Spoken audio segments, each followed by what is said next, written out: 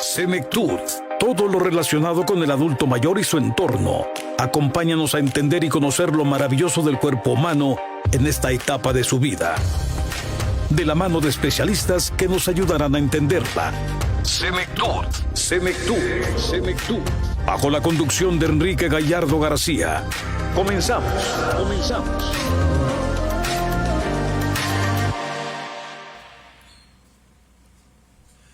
Hola, ¿qué tal? Muy buenas tardes. Sean ustedes bienvenidos a Senectud, un programa dedicado a temas relacionados al proceso de envejecimiento, la etapa de la vejez y la persona adulta mayor. Te saluda en este micrófono tu amigo y servidor Enrique Gallardo García y hoy estaremos hablando el tema sobre la fragilidad social. Iniciamos. Saludo con mucho gusto a Yamil Vallejo, que está en la producción de este programa, y recordándote nuestra línea directa WhatsApp que aparece en pantalla, el teléfono 332-540-5737, te lo repito, el número 332-540-5737. También déjame decirte que nos puedes seguir a través de nuestros canales oficiales como lo es Facebook, YouTube, Spotify y también nuestra cuenta de Instagram, que es @senectud_radio. Nos sintonizas a través de www.mxradio.com.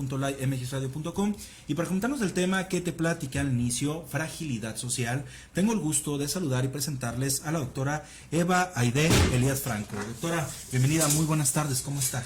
Hola, buenas tardes, yo estoy muy bien, muchas gracias. Gracias por haberme invitado. Muy bien, doctora, pues gracias por aceptar esta entrevista y pues bueno, me gustaría mucho que nos platicara una definición de lo que se conoce como fragilidad. Antes de iniciar, bueno, fragilidad social, pero ¿qué es la fragilidad y cómo la conocemos durante o bueno, desde la perspectiva de la geriatría? Adelante. Mira, a mí siempre me gusta comenzar con una definición todavía un poquito antes, Bien. ¿no? O sea, los médicos, ¿cuál es la función de los médicos? Defender la salud, ¿no? Encargarnos de la salud. Entonces vamos desde la definición de salud. La salud, según la OMS, no es una ausencia de enfermedad, sino el equilibrio biológico, psicológico y social. Bien. Entonces, considerando que una persona para poder mantener este estado de salud necesita el equilibrio de lo biológico, psicológico y social, cuando alguna de estas tres esferas se ve afectada, aparece la fragilidad. Bien. Entonces, ¿qué es la fragilidad? La fragilidad es un estado de vulnerabilidad, una predisposición o un riesgo de padecer algunas enfermedades. Bien, entonces hay diferentes maneras de medir la fragilidad. Y hay diferentes conceptos o líneas en las que trabajamos regularmente para poder identificarla, pero pues en términos prácticos la fragilidad es una vulnerabilidad del individuo para padecer o que lo pone en riesgo de que aparezcan enfermedades, por ejemplo. Bien, ahí doctora podemos, ¿qué nos pudieras explicar como qué tipo de patologías o enfermedades podemos encontrar derivado de la fragilidad? Porque ya lo decíamos y podemos escuchar, ¿no? A veces se dice que la fragilidad capilar, ¿no? Vemos que la piel, pero ¿qué más podemos encontrar ahí? Muy bien. Mira, la fragilidad, como te digo, es una vulnerabilidad. No es, la fragilidad puede generar enfermedades y enfermedades pueden generar la fragilidad. Bien. O sea, son sistemas interrelacionados. Perfecto. No es nada más la parte de la fragilidad que te predispone a enfermedades, sino esta aparición de enfermedades desequilibra esta esfera biológica y se traduce en un sistema de fragilidad. Nosotros la fragilidad la utilizamos como un medio pronóstico, o sea, nosotros vemos un paciente que tiene fragilidad y en el que aparece alguna enfermedad o en el que identificamos alguna enfermedad, pues eso condiciona a mayor riesgo de descompensación de estas enfermedades, por decirlo así. Perfecto. ¿Bien? Entonces, perdón, otra sí, vez sí, como regresando, ¿a qué enfermedades podrían generar esta fragilidad? Cualquier enfermedad, pero nuevamente la fragilidad es el desequilibrio de alguna de las esferas. Entonces, no solamente una enfermedad puede generar la fragilidad, sino la ausencia de una red social adecuada puede generar la fragilidad, o algún estado afectivo también que tenga alguna alteración podría generar la fragilidad. Sí, porque muy completo este ejemplo, doctora, porque ya lo veíamos, ¿no? Ya lo decíamos, este estado de vulnerabilidad, y que sobre todo también, pues bueno, lo vamos a ir encontrando también en algunas personas, no en todas, pero que sí se van a ir manifestando y que bueno, se van a ir también viendo durante, usted pues ya me podrá decir, en la consulta o sobre todo también en los grupos también que se encuentran. Bien, entonces, fragilidad social. La fragilidad social, doctora, bueno, ¿cómo la identificamos? ¿Cómo la podemos ver bajo su experiencia? ¿Cómo la ha tratado también usted en sus pacientes? Mira, la fragilidad social, otra vez regresándonos al término, Sí. es esta vulnerabilidad. ¿Qué puede generar una vulnerabilidad? Pues normalmente cuando no tenemos una red de apoyo Bien. adecuada, pero hay diferentes factores que podían generar esta inestabilidad y después traducirse en una fragilidad social. Cuestiones en la vivienda, cuestiones económicas, porque por ejemplo hace unos días hablaba con un grupo de doctores, una situación similar, sobre la diferencia entre soledad y solitud. Bien, a veces nosotros no tenemos una red social que nos apoye, pero estamos muy contentos solitos en nuestra casa, entonces disfrutamos de eso. Cuando yo no disfruto de eso, ya me encuentro en soledad. Bien, ahora, estar en solitud, o sea, en ese equilibrio en ese bienestar con mi estancia o mi permanencia sola, tal vez yo necesite apoyos, ¿no? Porque tal vez también tengo una vulnerabilidad física, tal vez tengo enfermedades que necesiten un apoyo para cubrir mis necesidades. La principal causa de descompensación de enfermedades crónico-degenerativas, según las guías internacionales, es la falta de apego al tratamiento. En la mayor parte de las enfermedades te van a decir, ¿cómo se descompensa un paciente que tiene insuficiencia cardíaca? En primer lugar, falta de apego al tratamiento. ¿Cómo se descompensa una enfermedad pulmonar obstructiva crónica? En primer lugar, la falta de apego al tratamiento. Con diabetes, hipertensión, todo, falta de apego al tratamiento. ¿Y qué genera esta falta de apego al tratamiento? Las personas a veces no tienen el dinero para comprar el medicamento. Tal vez tengan el ingreso, pero no tienen quien vaya y los consiga. No tienen, hay quien fue por el medicamento, se lo dejó ahí, pero el paciente tiene algún deterioro cognitivo que no lo ayuda a tomarse adecuadamente el tratamiento.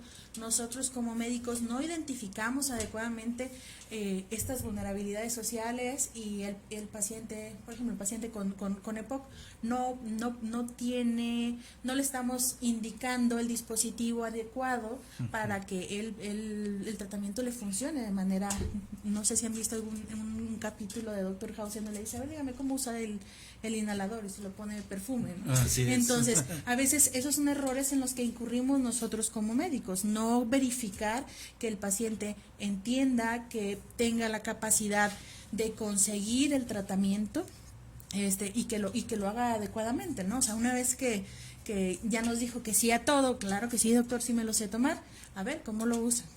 Bien, nosotros cómo podemos tratar este tipo de aspectos, pues tratando de, en el área médica específicamente, tratando de ser lo más claros con las indicaciones, identificando estas vulnerabilidades. Para eso nosotros tenemos diferentes escalas. Hay algo en la geriatría que a mí me encanta, que es lo que más me gusta de la geriatría, que es una valoración geriátrica integral. Bien. ¿Y qué quiere decir eso? Nosotros vamos a hacer una evaluación en el paciente de manera integral. Bien, o sea, ¿y qué quiere decir eso? Vamos a intentar identificar los diferentes esferas de relevancia en el paciente y dentro de esa valoración hay una valoración social. Sí. Bien, entonces, ¿cómo vamos a poder, si nosotros no lo pensamos, no lo vamos a diagnosticar? Si nosotros no preguntamos, no lo vamos a identificar y en consecuencia no vamos a poder realizar acciones para mejorar pues esta vulnerabilidad. Claro, y sobre todo, doctora, bien lo dice, ¿no? La cuestión y el papel también que presentan aquí, bueno, los cuidadores, los familiares o el primer respondiente que tenga por la persona adulta mayor, ¿no? Porque ahorita usted lo decía, ¿no? En la cuestión a veces de los medicamentos, ok, se puede decir que vaya la persona por el medicamento, pero es una persona que a lo mejor no puede estar mucho tiempo parada, puede ser que tenga algún problema cognitivo y que no sepa cómo tomarse este medicamento, o cómo, ahora sí lo que decía del capítulo de Doctor House, o sea, el inhalador, y que se lo echa como perfume. Entonces creo que desde ahí, pues bueno, la importancia también de cómo llevar esta parte integral, y que va a incluir la esfera que es la parte social. Pero la parte social, doctora, ¿qué más nos puede, dar a conocer? Ya decíamos, puede ser el ingreso económico, puede ser también los familiares. ¿Qué más podemos encontrar en la esfera social? Mira, hay diferentes maneras de identificar esta vulnerabilidad, ¿no? O sea, de identificar las deficiencias dentro de esta esfera.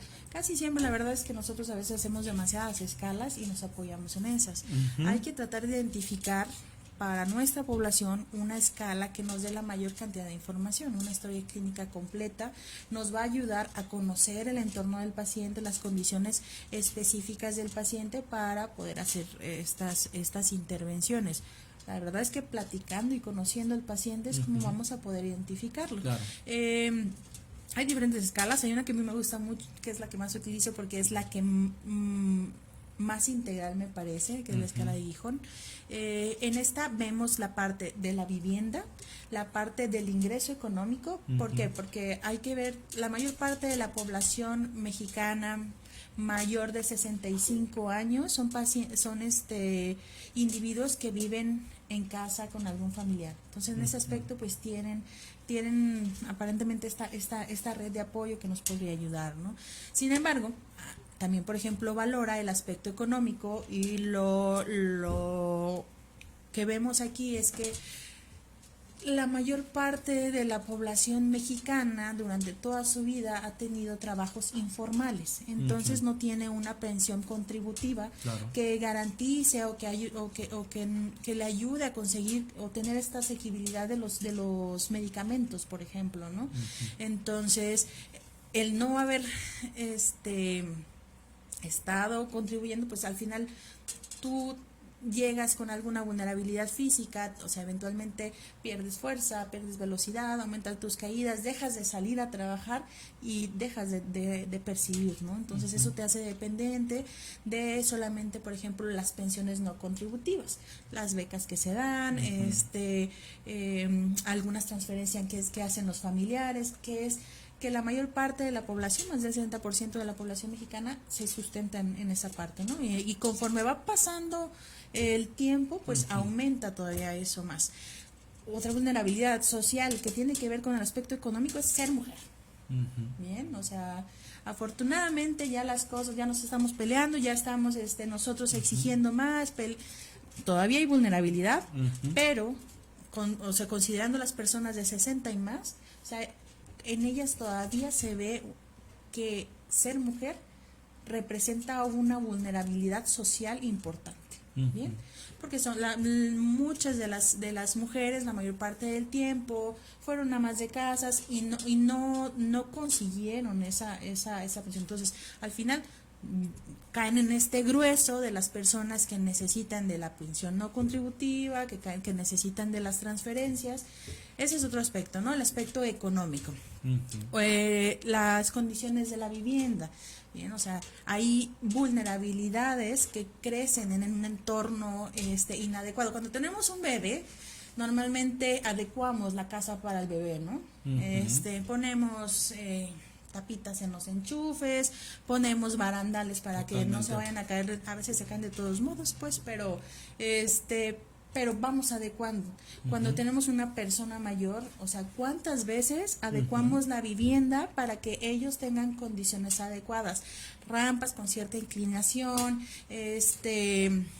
barandales, agarraderas en el baño, entonces, una vivienda que no está adecuada a las condiciones de movilidad se genera una vulnerabilidad. Claro. Es una vulnerabilidad social, ¿no? Porque al final requiere intervención económica, social, de entorno familiar, de muchas cosas meramente sociales.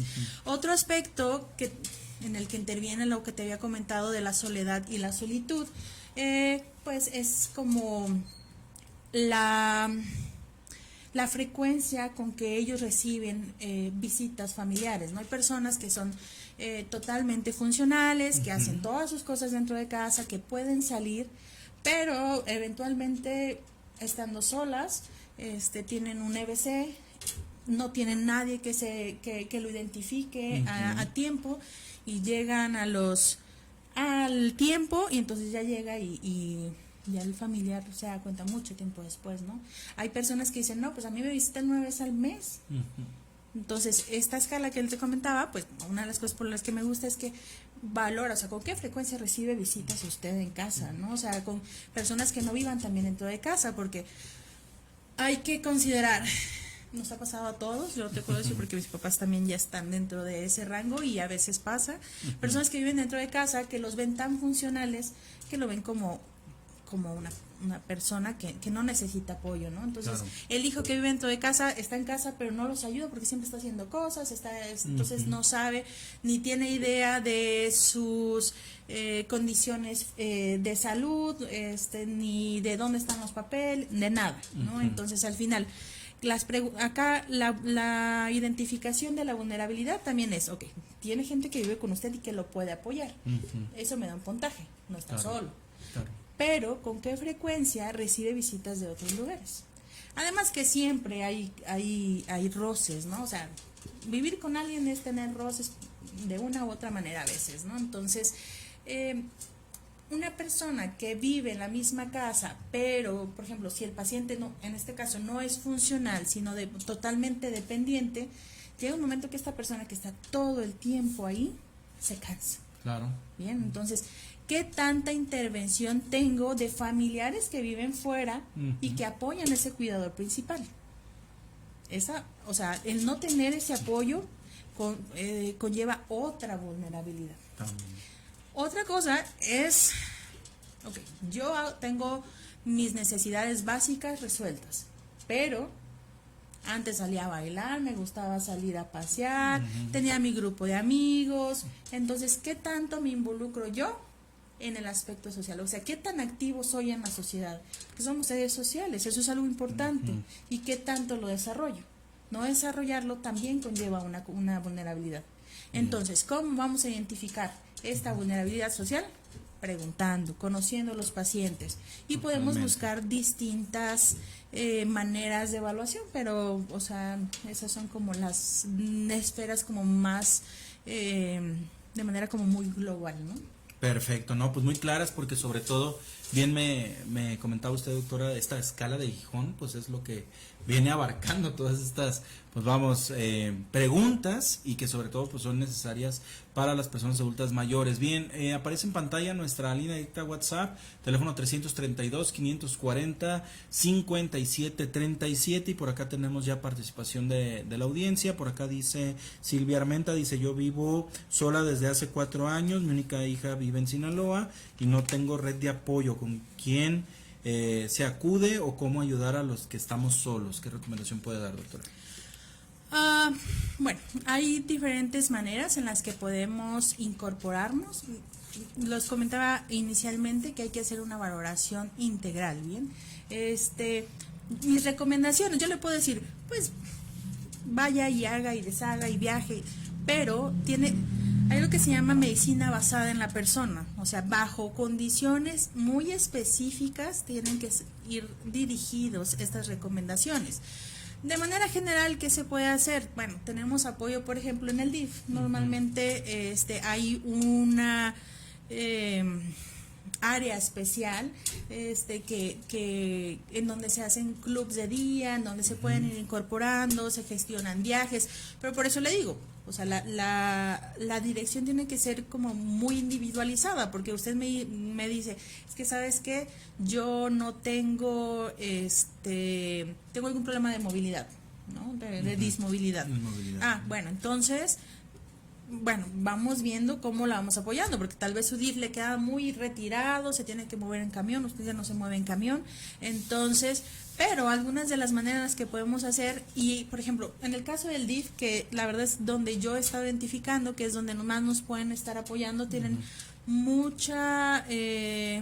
han estado como dando más valor a este tipo de situaciones. ahí se puede gestionar muchísimas cosas que a veces no consideramos, como por ejemplo, tenemos testamento, tenemos voluntades anticipadas, o sea, vivo sola, entonces, ¿quién sabe qué es lo que quiero? Cuando yo llegue con el médico, ¿qué va a hacer el médico? Nosotros somos trabajadores de ustedes y vamos a actuar en dependencia de lo que ustedes deseen, pero si usted no llega en condiciones, ¿qué vamos a hacer? Entonces, por ejemplo, en el caso de voluntades anticipadas, se podrá realizar en el Instituto de Palía. Si hay algún problema de dismovilidad, también en Palía nos podrían ayudar. Normalmente van, identifican los factores. Afortunadamente, algo que me gusta mucho de ahí es que tiene un manejo transdisciplinario. Normalmente lo ve el cardiólogo, lo ve el neumólogo, lo ve el internista, lo ve el fulanito, lo ve el perenganito. Entonces, cada quien va dándole lo mejor que es para el corazón, para los pulmones, para no sé qué, sin considerar muchas cosas, ¿no? Muchas situaciones. Para mí el manejo ideal tendría que ser transdisciplinario, en donde haya un gerontólogo que nos pueda apoyar también y dirigir en este aspecto, una trabajadora social, un nutriólogo, un psicólogo, y creo que quien nos podría apoyar también en eso, pues son por ejemplo con las unidades del DIF, que son las que están más dirigidas en este aspecto. Y poco a poco ir planteando con el seguimiento del geriatra qué otras condiciones yo debería de considerar, ¿no? Pero nuevamente esto es como muy individualizado. Siempre, por ejemplo, su hija vive en Sinaloa, pero yo aquí tengo a alguien. O sea, dejar como por ejemplo tener esa persona con la que yo sí cuento aquí, o sea, pueden ser mis amistades, porque al final nos pasa muy frecuentemente que en el área de hospitalización está una persona, pero está con su sobrina, ¿no? Pero ella sabe lo que quería su tía, entonces va a tratar de darse seguimiento. La familia, hay muchos modelos de familia, no solamente hay uno, ¿no? O sea, no es la típica de mamá, papá, y un hijo, ¿no? Hay mamá, un hijo, papá, un hijo, dos papás, una mamá, un hijo, entonces dos papás sin hijos, entonces, pues las condiciones, por eso les digo, tienen que ser muy dirigidas. Es importante para mí es indispensable tener un geriatra, porque el geriatra tiene que ser capaz de manejar y de dirigir todo esto. ¿Sabe qué? Yo siento que es una vulnerabilidad social, por ejemplo. Las intervenciones como médicos hacemos desde el punto de vista social, la verdad es que están muy limitadas, porque normalmente llegan con nosotros, la medicina en México es curativa totalmente, entonces llegan contigo, o sea, le llaman al geriatra porque hay una descompensación de una insuficiencia cardíaca. El geriatra pues tiene un tiempo finito, el día tiene 24 horas, entonces lo que hace es ver la descompensación, hace una valoración integral y hace sugerencias, pero tener un seguimiento regular con un médico geriatra, con su médico familiar, va a poder favorecer, agrandar esta red social y mejorar también las condiciones de la calidad de vida, que al final es lo más importante, la calidad de vida. Perfecto, por acá dice Mónica Ortega, dice, tengo 66 años y me derivaron al geriatra. Gracias a eso ya entendí mi padecimiento, tengo insuficiencia renal. ¿Qué nos puede platicar así al respecto, doctor? Bueno, la insuficiencia renal puede estar generada por diferentes situaciones, enfermedades crónicas que han estado toda la vida. Como sugerencia, o sea, yo siempre voy a estar en pro de la medicina preventiva, ¿bien? La medicina preventiva es mucho más barata que la medicina curativa. Pero necesitamos conciencia para poder desarrollarla, acercarnos a esa medicina preventiva. ¿Para qué vas al doctor? Pues no estoy enfermo, pues no, pero quiero mantenerme sano. ¿Qué puedo hacer? ¿No? Normalmente le digo a mis pacientes que cuando identifico hipertensión, ¿no? Por ejemplo, me dicen, pues es que me siento bien, es que el cuerpo es muy sabio, es muy inteligente, es muy noble y genera métodos para tratar de equilibrar, ¿no? O sea, a pesar de que hay una presión alta, yo voy a hacer adecuaciones para que tú no te sientas mal. Llega un momento en que cuando una gotita cae sobre una piedra, la rompe. Ahí está. Al principio no se siente nada, pero un año 2 años, 3 años y ya partió la piedra, ¿no? Porque la constante es lo que genera daños. Entonces, en el caso de la insuficiencia renal, normalmente puede ser por diferentes situaciones, casi siempre lo asociamos a enfermedades crónico-degenerativas. Se llaman crónico-degenerativas por eso, ¿no? Porque son enfermedades que se mantienen por mucho tiempo y que pueden generar degeneración o lesiones en diferentes órganos. Probablemente aparte de tener la parte de la enfermedad renal, tengamos algunas otras patologías, no lo sé, porque hay veces que se pueden, les comento, no es universal, pero normalmente es así, no tenemos alguna otra patología que genera esta lesión renal. ¿Qué es lo que se puede hacer en ese caso? Pues afortunadamente los servicios de nefrología me parece que son uno de los servicios más integrales. Bien, normalmente tienen a su trabajadora social que identifica algunos riesgos, porque en caso de que esta enfermedad fuera evolucionando y necesitar alguna terapia de sustitución, o sea, introducir algún programa que en el cual nosotros estuviéramos limpiando la sangre de manera externa, ellos tienen que identificar. Y en ese caso es muy importante, por ejemplo, la red social, porque ellos dicen, ¿sabes qué? Este paciente no se va a tomar los medicamentos, no puede estar viniendo para acá para hacerse la hemodiálisis, no tiene condiciones en casa para hacerse una diálisis peritoneal. Entonces, la verdad es que ofrecérsela conlleva más riesgo, porque necesitamos condiciones especiales, que su casa tenga un cuarto específico, que esté muy limpio, para que no genere riesgo. Entonces, en este aspecto, cuando nos hacen el diagnóstico de enfermedad renal en dependencia de el estadio también en el que nos encontremos, podemos hacer una u otra intervención. Siempre tratando de hacer caso a las sugerencias que hacen los médicos. La parte de la alimentación es muy importante, la parte del control de los líquidos es muy importante, mantener los tratamientos y dar un seguimiento con bitácoras. Por ejemplo, yo aparte de la enfermedad renal tengo diabetes y probablemente la diabetes me terminó dando yo tengo que controlar esas enfermedades que son como concomitantes con la enfermedad renal. Bien, Angélica Silva dice, tengo 72 años y mi esposo 79, prácticamente ya no podemos trabajar y ya no nos contratan por la edad, algo que mencionabas en la parte de la vulnerabilidad. Claro, esto es bastante frecuente. Les comentaba que una parte importante de la población vive únicamente de estas pensiones no contributivas, ¿no? Entonces, al final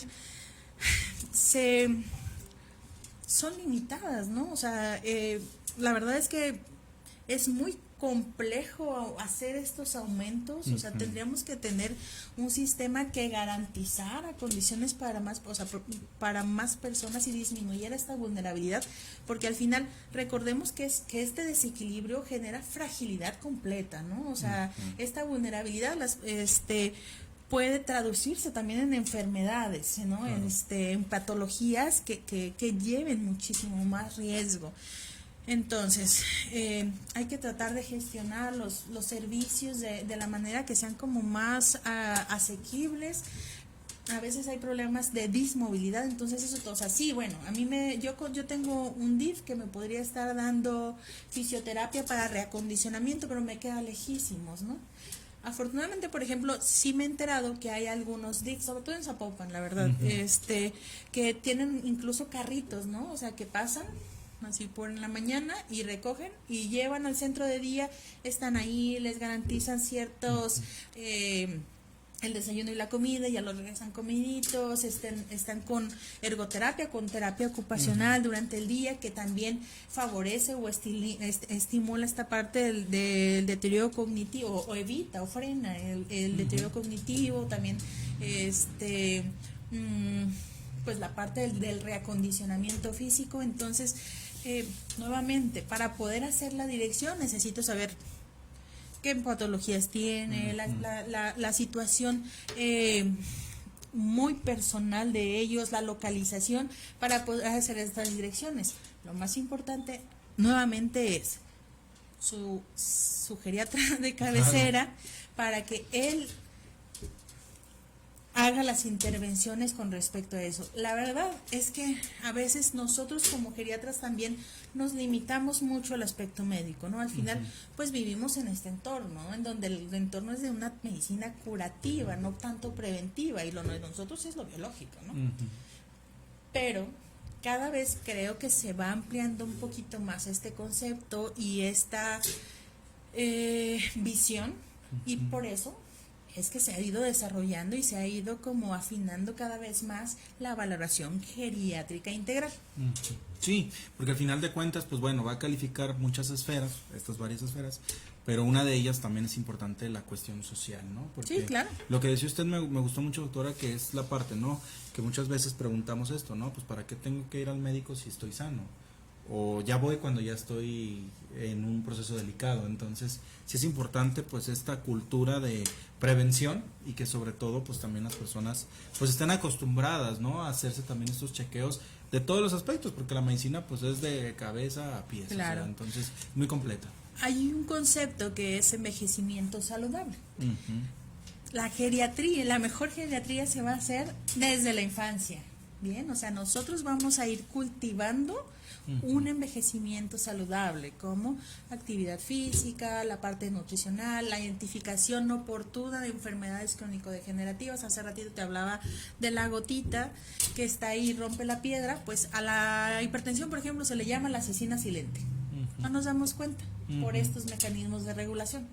Hasta que algo pasa, hay un daño a un órgano diana. Entonces hay que hacer la identificación temprana de estas enfermedades crónicas. ¿Cómo? Pues me hago chequeos regulares. En otros países, un paciente sano tendría que ir por lo menos 2 veces al año al médico. Bien, aquí no tenemos condiciones, ¿no? Pero sin embargo, si vamos y vengo que ver que me tome la presión, o sea, los tamizajes que hacen por todos lados, llevo a alguien que está tomando la presión, toma la presión. Bien, entonces este tipo de situaciones se pueden ir previniendo, ¿no? Tenemos en medicina preventiva, poco la utilizamos, la parte de las vacunas, la parte, por ejemplo, de los exámenes, los papanicolás, los exámenes de mama, los exámenes de próstata, los antígenos, las tomas de las presiones, las tomas de las azúcares, y se ha ido como promoviendo más porque son las enfermedades en las que tenemos mayor recurrencia. Sí, porque al final de cuentas ya decíamos esta parte que usted dice, los tipos de medicina, y que también pues bueno, pueden llevar a cabo y que la gente los identifique, ¿no? Claro. Toda esta parte. Bien, doctora, pues ¿qué nos puede decir como ya una manera de conclusión sobre, bueno, cómo trabajar esta fragilidad, y para que toda la amable audiencia pues también pueda tener más de este conocimiento y lo empiece también a trabajar? Porque ya decíamos, a lo mejor lo social, pues bueno, lo vemos ya como una última fase, pero entra también como todas, y usted lo decía en la definición de la misma OMS, que es la salud, pues bueno, este bienestar físico, emocional y pues bienestar también social. Claro, pues una de las maneras es, o sea, te digo, todo está interrelacionado, ¿no? Entonces sí tenemos que buscar estrategias. La parte económica hay que empezarla a trabajar. O sea, mi sugerencia es, no tenemos orientación económica en la escuela, pero nosotros hay que buscar alternativas. Por ejemplo, ¿qué les puedo ofrecer a las personas mayores que no tienen esta limitación, esta barrera tecnológica?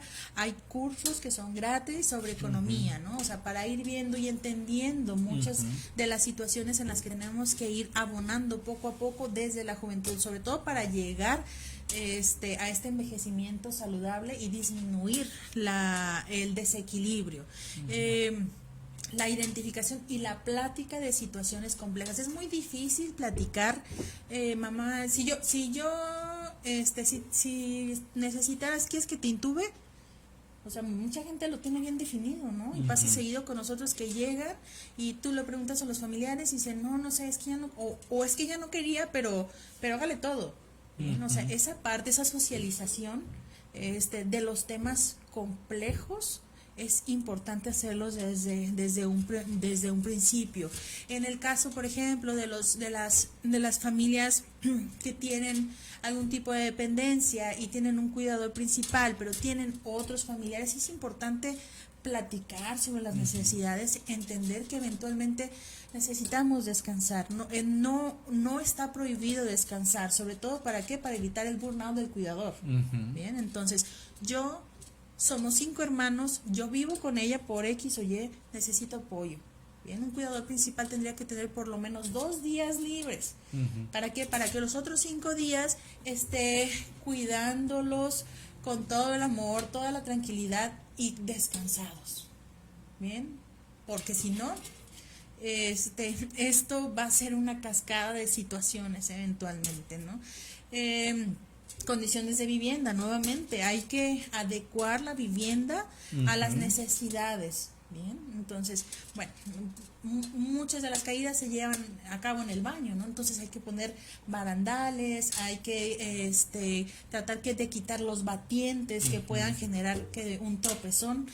La parte de la todo está relacionado. La parte de la activación física también nos va a ayudar mucho a prevenir, por ejemplo, caídas, ¿no? Va a aumentar la fuerza, aumentar el equilibrio, y hay programas multicomponentes que nos van a ayudar a eso. Para poder llevar a cabo la reactivación física, sí necesitamos a veces apoyo de los familiares. Entonces es importante que también nosotros como hijos nos acerquemos, y nosotros como padres digamos, a ver, yo te limpié los pañales cuando estaba chiquito, entonces necesito que me apoyes, me ayudes, a mí se me olvida el medicamento. A veces la verdad es que es muy difícil, es muy difícil que nosotros a cualquier edad, digo, habemos temperamentos diferentes, claro, solicitemos apoyo, pero entender que somos entes sociales, que necesitamos esa parte de la interrelación, que pedir apoyo no nos hace débiles, ¿no? Y es necesario fortalecer, porque después eso se aprende y se enseña a los hijos y a los nietos, y entonces esta red de solidaridad se va haciendo más grande, más grande, más grande, y va mejorando también las condiciones sociales. Perfecto. Entonces, pues como de manera general yo creo que eso, hay muchísimas cosas, pero pues ya lo verán con su geriatra cuando vayan para allá. Perfecto, bien. Doctora, ¿cómo tener un contacto con usted? Las redes sociales, teléfono, adelante. La verdad es que mis redes sociales son muy limitadas, casi no me meto, pero mi teléfono es 331-052-3431. Normalmente estoy con pacientes, pero me mandan un mensajito y en la brevedad yo lo veo y me comunico con ustedes si fuera necesario. Muy bien, doctora, pues muchas gracias por haber estado aquí con nosotros. ¿Algo más que desee comentar? No, nada más, muchas gracias por haberme invitado. No, pues gracias, doctora. Esta es su casa, y pues muy amable por haber aceptado esta entrevista, y que sobre todo también pues no sea la primera ni última vez que nos acompañe. Muchas gracias, claro que sí. Bien, pues agradecemos mucho la presencia de la doctora Eva Aide Elías Franco. Ella nos habló, bueno, de la fragilidad social, y pues bueno, yo te recuerdo que la información ya te la dimos, la decisión la vas a tomar tú.